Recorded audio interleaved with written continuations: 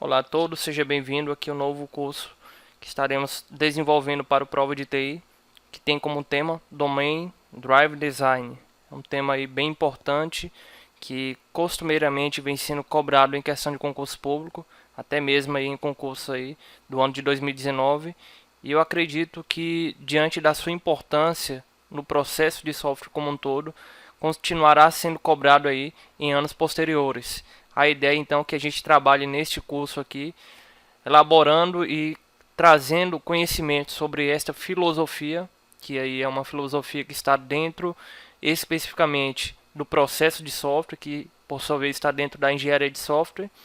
E a grande verdade, tá, pessoal, é que embora seja um assunto aí que aborde o ramo do desenvolvimento, o que a gente vai trabalhar aqui vai ser muito conceitos e teorias, tá certo? Então, com certeza é um curso que, mesmo que você não tenha tanta familiaridade com o desenvolvimento, você vai conseguir acompanhar tranquilamente, né? Porque a gente vai utilizar aqui conhecimentos correlatos, como conhecimento da programação orientada a objeto, conhecimento de manifesto ágil, conhecimentos aí também de alguns padrões de projetos também, arquitetura de software, certo? Tudo isso aí abordando e englobando aí a filosofia do Domain Drive Design, tá certo? Vamos então ver o escopo aqui do curso que a gente vai ter durante essas aulas posteriores. Primeiramente, a gente vai comentar nessa aula aqui, pessoal, um pouco sobre os desafios que nós temos no processo de software como um todo, né?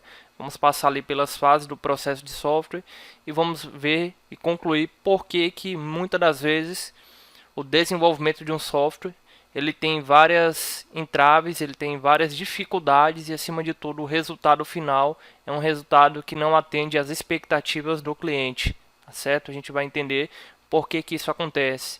E aí exatamente a partir do momento que entendermos por que isso acontece, a gente pode então dar início à discussão aqui do DDD, que é o Domain Drive Design, que é justamente a filosofia que nos ajudou aí a alinhar expectativas durante o processo de software, tanto expectativas do lado do cliente quanto expectativas do lado do desenvolvedor.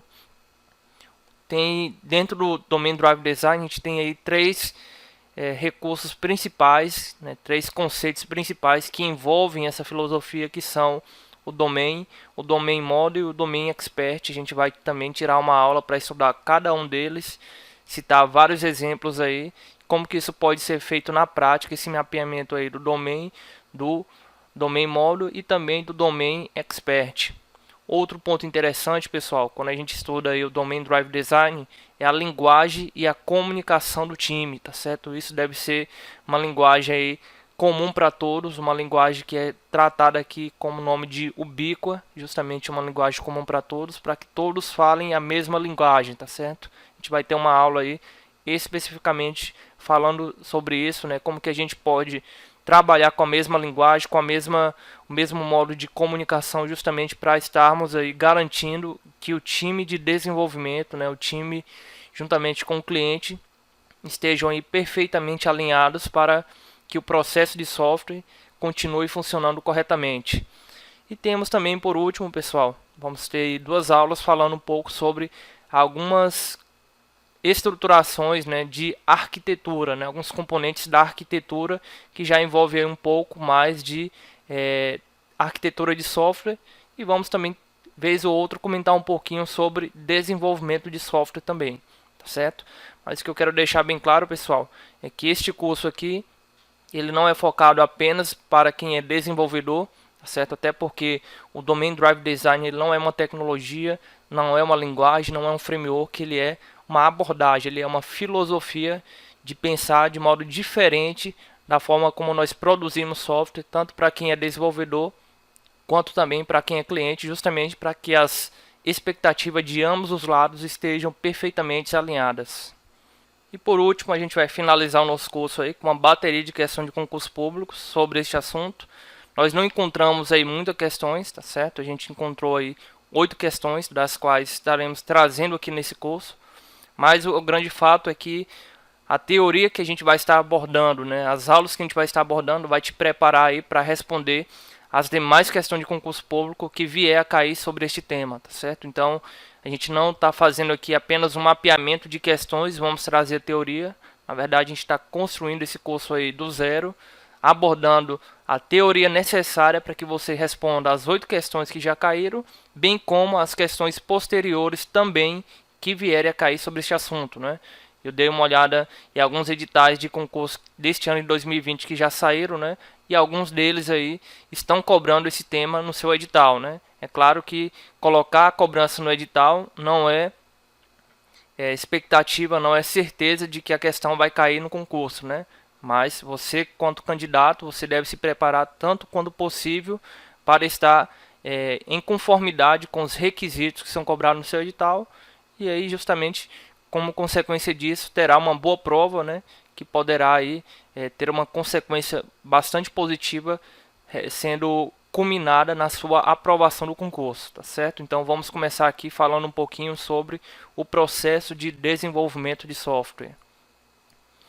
Olha só, pessoal, a gente vai comentar um pouquinho aqui sobre essas fases do processo de desenvolvimento de software. Eu escolhi aqui trabalhar aí com o modelo tradicional, tá certo, pessoal? Porque é o modelo que a gente mais conhece aí. E aí o que acontece? A gente tem aí esse processo de software sendo formado aí por 5 fases: definição de requisitos, projeto do sistema, implementação, teste do sistema e manutenção, sendo que todas elas aí estão envolvidas também na fase de documentação, que é algo muito importante, não é verdade? Perceba que ao construirmos aqui o software, o que a gente costuma colocar nas primeiras etapas? Exatamente a etapa de concepção, a etapa ali de comunicação com o cliente, né? Que costuma ser culminada e chamada de definição de requisitos. Isso aqui é um ponto bem interessante. Na engenharia de software, a gente estuda, né, que os requisitos de software eles são muito importantes. Mas muitas das vezes, o analista ou o engenheiro de software que vai estar responsável por esta etapa, ele tem muita dificuldade em elicitar requisitos, né? O que é elicitar requisitos? É justamente capturar os requisitos, né? Capturar as necessidades do cliente. Por que isso acontece, né?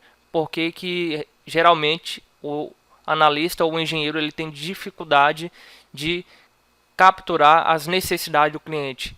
Isso muitas das vezes acontece porque ambos falam linguagens de negócio diferentes. Perceba que o analista de software, o analista de sistema, ele tem um conhecimento muito bom na sua área, na sua área afim, que é a área de tecnologia. Enquanto o cliente ele vai ter também um conhecimento muito aprofundado na sua área de negócio, que pode ser finanças, contabilidade, pode ser aí RH, pode ser diversos outros meios, né, diversos outros assuntos que não seja a área de tecnologia.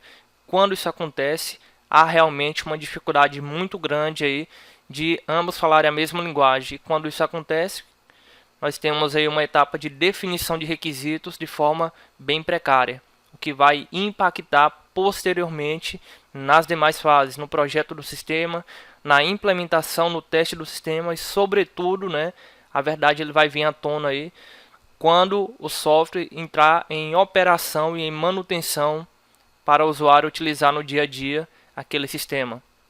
Isso acontece então justamente lá atrás, porque ambas as partes que são denominadas de stakeholders, né, ou envolvidos, não tiveram aí uma boa linguagem, uma boa comunicação, não estiveram falando aí a mesma linguagem. Dessa forma ocorreu que a definição de requisitos foi bem precária, né? Isso impactou diretamente nas demais fases aí do processo de software. E o pior de tudo é que isso é apenas o começo, porque a partir do momento em que o usuário ele se depara com um sistema totalmente diferente, que não atende às expectativas que ele tinha com aquele sistema, o que vai acontecer?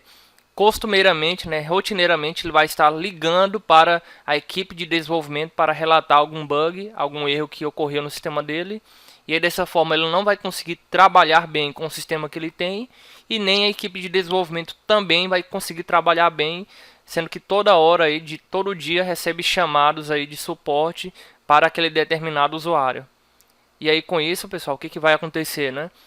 O usuário ele vai ter uma concepção ruim de um desenvolvedor, ele não vai nem querer conversar com o desenvolvedor, porque ele vai logo se lembrar da frustração que ele teve, porque eles tinham uma expectativa com o sistema dele, só que a expectativa não foi atingida, enquanto que o desenvolvedor também não vai querer muita conversa com o usuário, porque ele vai pensar que o usuário é preguiçoso, o usuário não consegue realizar as atividades sozinhas do seu sistema e precisa estar constantemente ligando para eles estarem ensinando e ajudando como que o usuário deve utilizar o sistema. E aí, pessoal, a gente tem aquela barreira, né, que nós conhecemos bem na área de TI, na área de desenvolvimento, entre o cliente ou usuário e entre a equipe de desenvolvimento, né?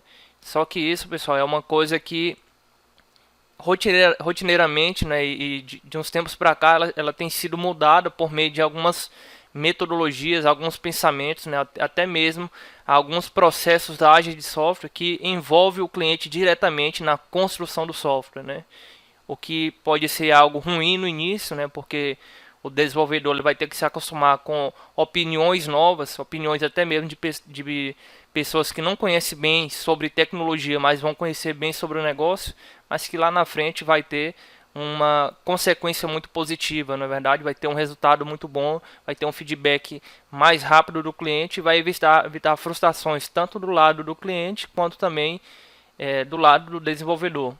E uma dessas metodologias, tá, pessoal, um desses pensamentos aí é o pensamento do Domain Drive Design, que a gente vai estar comentando aqui também, tá certo? É justamente esse o escopo aqui que a gente tem para começar a iniciar e falar sobre o Domain Drive Design aqui neste curso. Mais uma vez lembrando, né, nós vamos trabalhar com toda a teoria relativa ao Domain Drive Design, mas sobretudo preparando você para responder questão de concurso público. Então olha só, pessoal, aqui mais uma vez recapitulando, né? Clientes e desenvolvedores não conseguem se comunicar bem e aí o início disso tudo, né, vai culminar lá na frente com cliente não querendo se encontrar com o desenvolvedor, não querendo conversa com o desenvolvedor e desenvolvedor também não querendo conversa com o cliente, né? E aí tem aquele pensamento de que o desenvolvedor ele vai se trancar numa porta, né? Se trancar ali numa respectiva sala e vai desenvolver ali o sistema sem sequer se dar de encontro presencialmente com seu cliente, com seu usuário. Só que isso é uma visão que tem bem arcaica, que tem sido desconstruída cada vez mais, porque hoje o desenvolvedor ele precisa sim ter um pouco de compreensão do negócio, ele precisa ser articulado, ele precisa desenvolver bem também a sua comunicação. Foi exatamente nessa perspectiva que surgiu aqui para nós o Domain Drive Design, que deixa bem claro aqui, tá, pessoal, com base na frase do próprio criador, o Eric Evans. Ele criou um livro aí em torno lá de 2004, na qual ele denominou Domain Drive Design, o coração do design do software. E ele diz o seguinte: embora nunca tenha sido fornecida claramente, uma filosofia emergiu como recorrente na comunidade de orientação a objetos. Uma filosofia que eu chamo de Domain Drive Design, certo? Então, como é que ele considera a sua própria criação? Ele considera como uma filosofia, né? Uma abordagem, um pensamento, né? Na qual você vai estudar isso, né? E vai estar decidindo aplicar ou não dentro do processo de software que você está desenvolvendo. A grande verdade, pessoal, é que a gente vai entender que ele é um pouco... O Domain Drive Design ele não é tão pequeno assim, né? É tão simples de ser aplicado, tá certo? É por isso que ele é melhor aplicável em sistemas mais complexos, tá certo? Se você tem um processo de software de um sistema bem simples, pode ser que você não tenha um resultado tão bom, pode ser que não se justifique também você aplicar aí o Domain Drive Design no desenvolvimento desse processo de software. Agora, a partir do momento que você tem um processo de software mais complexo, aí sim pode ser que você tenha resultados muito bons e tenha sido justificável também a adoção da filosofia do Domain Drive Design. Então, o Domain Drive Design ele é uma abordagem de desenvolvimento de software. Seria aí, se a gente pegar o pé da letra, né, seria o design ou um projeto orientado ao domínio, tá certo, pessoal? Então, isso aqui é um ponto interessante, tá? o domínio, o negócio, ele é o mais importante de tudo. Não é a tecnologia, não é a ferramenta, não é o conhecimento que o desenvolvedor tem, não é o conhecimento que o usuário tem, mas sim o domínio. O domínio é algo que deve servir de intersecção tanto para o usuário, para o cliente, quanto também para os desenvolvedores. Software orientado a objeto escrito da maneira correta. E também, pessoal, o Domain Drive Design ele vai incluir aqui alguns valores e princípios descritos no Manifesto Ágil, na qual você vai estar vendo juntamente comigo nas próximas aulas, tá certo? Então, nesta aula a gente comentou um pouco aí sobre a relação do processo de software juntamente com seus desafios, né? Que por meio desses desafios surgiram algumas metodologias, alguns pensamentos da qual o Domain Drive Design ele se encaixa justamente para tentar alinhar as expectativas do cliente juntamente com as do desenvolvedor. Tá certo, pessoal? Na próxima aula, então, a gente vai dar uma continuidade aqui sobre o assunto e sobre a conceituação aqui do Domain Drive Design. Até a próxima aula.